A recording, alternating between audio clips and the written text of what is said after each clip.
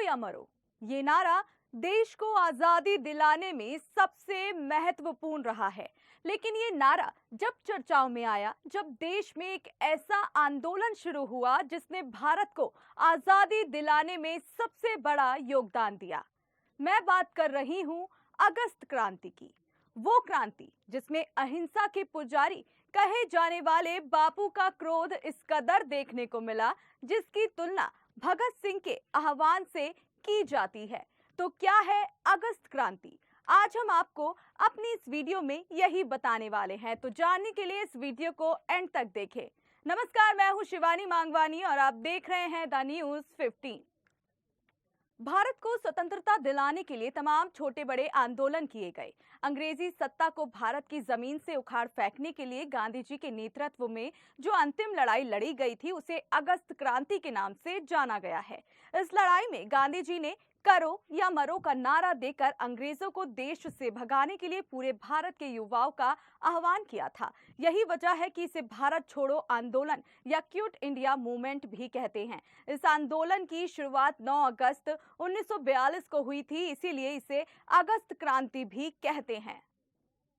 इस आंदोलन की शुरुआत मुंबई के एक पार्क से हुई थी, जिसे अगस्त क्रांति मैदान नाम दिया गया। आजादी के इस आखिरी आंदोलन को छेड़ने की भी खास वजह थी। दरअसल जब द्वितीय विश्व युद्ध शुरू हुआ तो अंग्रेजों ने भारत से उसका समर्थन मांगा था, जिसके बदले में भारत की आजादी का वादा भी किया था।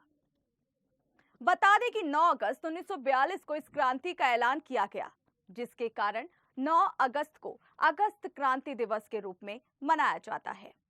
इसके पीछे का इतिहास है कि 4 जुलाई 1942 के दिन भारतीय राष्ट्रीय कांग्रेस ने एक प्रस्ताव पारित किया कि अगर अंग्रेज जब भारत नहीं छोड़ते हैं तो उनके खिलाफ देशव्यापी पैमाने पर नागरिक अवज्ञा आंदोलन चलाया जाएगा। हालांकि इस प्रस्ताव को लेकर भी पार्टी 2 धड़ों में बंट गई। कांग्रेस के कुछ लोग इस प्रस्ताव के पक्ष में नहीं थे।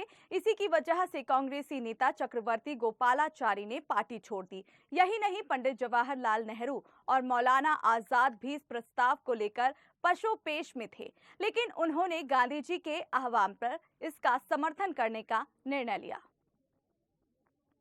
वहीं सरदार वल्लभ भाई पटेल, डॉक्टर राजेंद्र प्रसाद, अशोक मेहता और जयप्रकाश नारायण जैसे नेताओं तक ने इस आंदोलन का खुलकर समर्थन किया, लेकिन कांग्रेस पार्टी अन्य दलों जिसमें मुस्लिम लीग, भारतीय कम्युनिस्ट पार्टी और हिंदू महासभा को अपने साथ ला पाने में कामयाब ना हो सकी। इन्होंने इस आंदोलन का विरोध किया।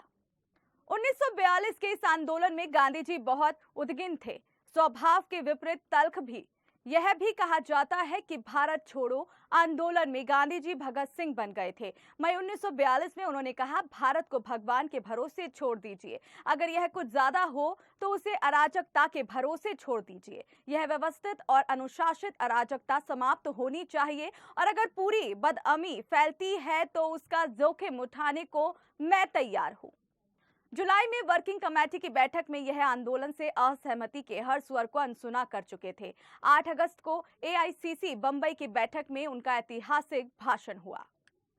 महात्मा गांधी ने कहा था कि आप मर्द हो या औरत, इस क्षण से साम्राज्यवाद की गुलामी से खुद को आजाद समझें। इसकी मैं सलाह नहीं दे रहा हूं, यही आजाद का मतलब है। व्यक्ति जब खुद को आजाद मान लेता है, उसी क्षण गुलामी के बंधन टूट जाते हैं। मैं एक मंत्र दे रहा हूं, इसे हृदय में लिख लीजिए और हर सांस में इसका आभास होना चाहिए, करो या मरो। गांधी जी निर्णायक संघर्ष के लिए तैयार थे। कांग्रेस वर्किंग कमेटी को उनका संदेश 2 टूक था।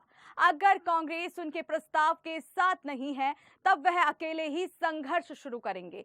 7 जुलाई 1942 को वर्धा में शुरू हुई कमेटी की बैठक हफ्ते भर चली। दूसरा महायुद्ध चल रहा था। गांधी जी चाहते थे कि अंग्रेजों को भारत छोड़ो को मजबूर करने के लिए आंदोलन शुरू किया जाए। अंग्रेजों को दबाव में लेने का वह यह सही समय मान रहे थे। कमेटी इस सवाल पर एक राय नहीं थी। असहमत नेताओं के अनुसार इससे जर्मनी, जापान के फासिस्ट गठजोड़ के खिलाफ मित्र राष्ट्रों की लड़ाई कमजोर होगी। असहमत पक्ष में अध्यक्ष मौलाना आजाद, पंडित नेहरू, पंडित गोविंद वल्लभ पंत, सैयद महमूद और आसफ अली शामिल थे। गांधी के अकेले ही आंदोलन छेड़ने के दृढ़ निश्चय से वर्किंग कमेटी के सामने मुश्किल खड़ी कर दी। पूर्ण विचार हुआ। गांधी जी से लंबी वार्ता के बाद नेहरू सहमत हुए।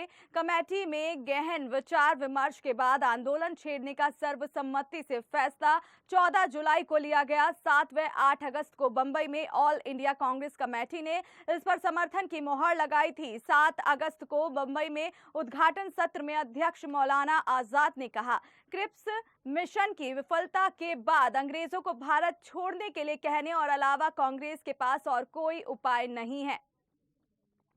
9 अगस्त 1942 से आंदोलन शुरू हुआ। ठीक 17 साल पहले इसी दिन 9 अगस्त 1925 को काकोरी कांड हुआ था।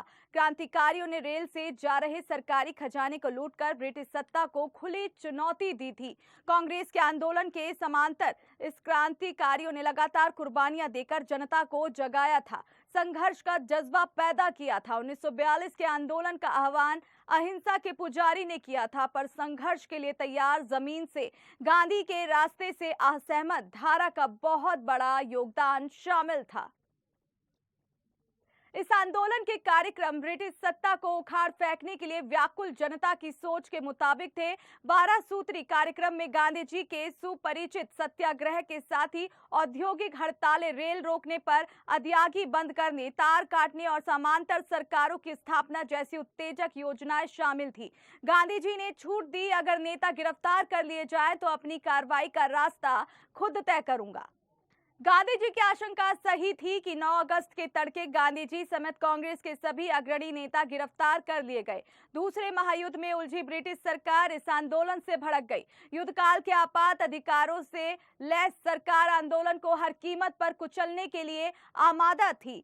जनरोष भड़क उठा। ये सही में जन आंदोलन था जिसे अगस्त क्रांति का नाम मिला। इस आंदोलन को लेकर छात्र युवक सड़कों पर थे। छोटे छोटे बच्चे करो या मरो और अंग्रेजों भारत छोड़ो के नारे लगाते सड़कों गलियों में घूम रहे थे। रेलवे स्टेशन, डाकघर, थाने फूंक गए, रेलें पटरियां काटी गई, तार खंबे उखाड़ फेंके गए। ब्रिटिश सत्ता के प्रतीक चिन्हों पर लोगों का गुस्सा फूटा। अनेक स्थानों पर अपनी सरकारों की स्थापना हुई। डॉक्टर राम मनोहर लोहिया, उषा मेहता ने गुप्त रेडियो स्टेशन चलाया। उसके प्रसारण ने हलचल मचा दी। गिरफ्तारी के पहले उषा ने सभी उपकरण नष्ट कर दिए। वह 3 साल जेल में रही, लेकिन यंत्रणाओं के बाद भी किसी साथी का नाम नहीं बताया। जयप्रकाश नारायण और उनके कुछ साथी हजारीबाग जेल से फरार हो गए और भारत नेपाल सीमा पर छापामार लड़ाई छेड़ी। उधर बर्लिन से नेताजी सुभाष चंद्र बोस के आजाद हिंद रेडियो का मार्च 1942 से ही प्रसारण शुरू हो चुका था। अरुणा आसफ अली की अगुवाई में आंदोलन को उग्र बनाए रखने के लिए देश भर में वॉलंटियर तैयार किए गए। सुचेता कपलानी अहिंसक उपायों से आंदोलन के प्रसार में लगी हुई थी। अंग्रेज इस नागरिक आंदोलन को पूरी सख्ती से कुचलने में लगे थे। जनता से निपटने के लिए पहली बार सेना को सड़कों पर उतार दिया गया। उसकी 57 बटालियनों ने देश के तमाम हिस्सों में दमन चक्र चलाया। इतने गोरे सैनिक भारत कभी नहीं आए। इन सैनिकों ने तमाम महिलाओं के साथ बदसलूकी, दुराचार किया। बनारस हिंदू विश्वविद्यालय को छात्रों से मुक्त कराने के लिए सेना का इस्तेमाल हुआ। अनेक छात्रों की जान गई। बलिया की बागी जनता ने प्रशासन, पुलिस को खदेड़ दिया। मशीन नगोज से गोलियां बरसाने के बाद अंग्रेज बालिया फिर से नियंत्रण पा सके। अखबारों पर पूरी तरह सेंसरशिप लागू कर दी गई। गांधी जी के अखबार हरिजन के सभी संस्करणों के प्रकाशन पर रोक लगा दी गई। नेहरू जी के अखबार नेशनल हेराल्ड पर भी यही गुजरी। अखबार भारत छोड़ो आंदोलन की कोई खबर नहीं छाप सकते थे। इन प्रतिबंधों का उल्लंघन करने वाले अखबारों, पत्रकारों पर सरकारी कहर टूटा। पत्रकार के नाते गांधी जी के पुत्र देवदास गांधी आंदोलन पर नजर बनाए हुए थे। यही कड़ी सेंसरशिप के कारण भारत के बाहर आंदोलन की तीव्रता और उन्हें कुचलने की ब्रिटिश कार्रवाई की खबरें नहीं पहुंच पा रही थी। अमेरिकी राष्ट्रपति रूजवेल्ट को भारत की घटनाओं में गहरी दिलचस्पी थी। जर्मनी, जापान के अंतर्राष्ट्रीय फासिस्ट गठजोड़ के विरोध के नाम पर कम्युनिस्ट भी अंग्रेजों के साथ थे। भारत छोड़ो आंदोलन ने अंग्रेजों की चूल्हे हिला दी, लेकिन इसे मुस्लिम लीग को विस्तार का पूरा मौका दिया। वह अंग्रेजों को दिखाने में सफल रही कि बहुसंख्यक मुसलमानों पर लीग की पकड़ है और वही इकलौती उनकी प्रतिनिधि पार्टी है। कांग्रेस नेताओं के जेल में होने के कारण लीग के लिए खाली मैदान था। अंग्रेजों की तरफदारी के जरिए लीग पाकिस्तान की मांग के प्रति ब्रिटेन को और नरम करने में कामयाब हुई। जेल में बंद गांधी ने फरवरी 1943 में 21 दिनों का अनशन किया। जनता अंग्रेजों से मुक्ति के अलावा और कुछ सुनने के लिए तैयार नहीं थी। 1944 में रिहाई के बाद गांधी जी ने उन लोगों की भी प्रशंसा की जो आंदोलन के दौरान अहिंसा के रास्ते से भटक गए थे। 17 के समांतर सरकार के नेता नाना पाटिल ने उन्हें कहा, मैं उन लोगों में से एक हूं जो मानते हैं कि वीरों की हिंसा कायरों की अहिंसा से बेहतर होती है। भारत छोड़ो आंदोलन ने अंग्रेजों को बता दिया कि फौज पुलिस की ताकत से बहुत दिनों तक भारतीयों को दबाया नहीं जा सकता। अंग्रेजों की जल्द विदाई के स्वर होठों पर थे। निकट आती आजादी जनता को रोमांचित कर रही थी। तो कैसी लगी आपको हमारी ये वीडियो, हमें कमेंट बॉक्स में जरूर बताएं। साथ ही ऐसी अपडेट्स पाने के लिए हमें आज ही सब्सक्राइब करें।